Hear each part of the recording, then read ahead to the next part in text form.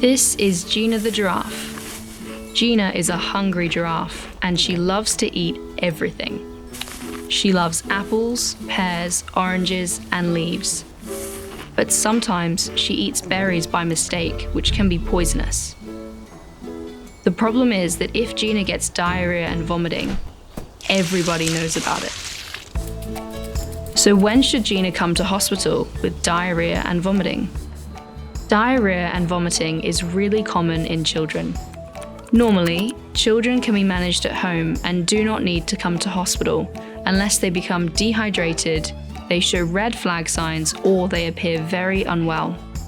What are red flags?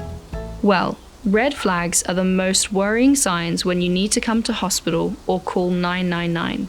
They can be if your child is drowsy, confused, or very lethargic. They may be difficult to wake from sleep. If your child looks mottled, pale, is cold to touch, or has blue lips.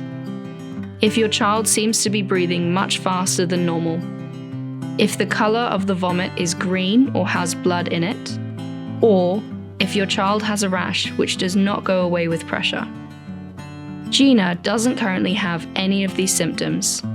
So, what else should she do? Children should go to their GP or call 111 if they are showing any of the following amber signs. Dehydration. Your child could be dehydrated if they have not passed urine for 12 hours or have had fewer than 3 wet nappies per day.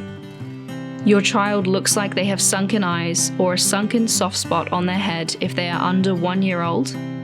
Your child has a very dry mouth and sheds no tears when they cry. Your child has stopped drinking or is not able to keep any food or drink down. Or your child appears to be lethargic or inactive. Other times to call your GP or 111 are if there is any blood in their poo, if your baby is 3 to 6 months old and has a fever of 39 degrees or higher, if your child has constant tummy pain, or if your child has diabetes and their sugar is too high or too low.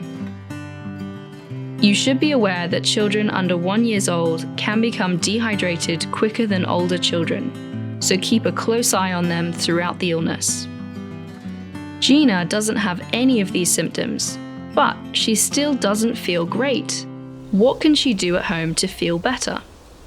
It's okay for your child to vomit and have diarrhea as part of a normal tummy bug at home, as long as none of the symptoms we've mentioned are present. Most children will not need to come into hospital, and there is normally no need to do blood tests or give fluids through the vein. The most important thing is to try to keep your child hydrated. Children can go a few days without eating anything, but they need drinks to keep them healthy. It's best to give some drinks with sugar in them. Apple juice diluted with half water is perfect if they are over 6 months, and if they are under 6 months, then offer their usual breast or formula feed more frequently. You can also consider oral rehydration solution, for example, Diarrhoea, as extra fluid. Just give a little bit of time and do this frequently throughout the day. Some children will prefer to lick ice lollies or take other drinks. Children can eat as long as they want to, but don't force them to eat. The drinking is the most important bit. If they want to eat, then plain foods like toast, pasta, or soup might be best. You can help your child feel better by giving paracetamol, Calpol, if they have a temperature or if they are in pain. You can give 4 doses in a 24-hour period, but there must be at least 4 hours between each dose. You can also give ibuprofen or Nurofen, but sometimes ibuprofen on an empty stomach can cause your tummy some irritation. You should not give any anti-diarrhea medications, as these do not work on children.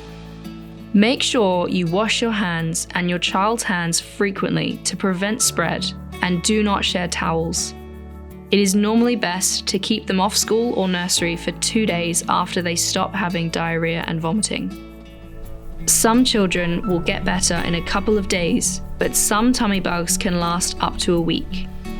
Keep checking on your child and seek medical attention if they show the signs we've described, or if you're worried about them becoming more unwell.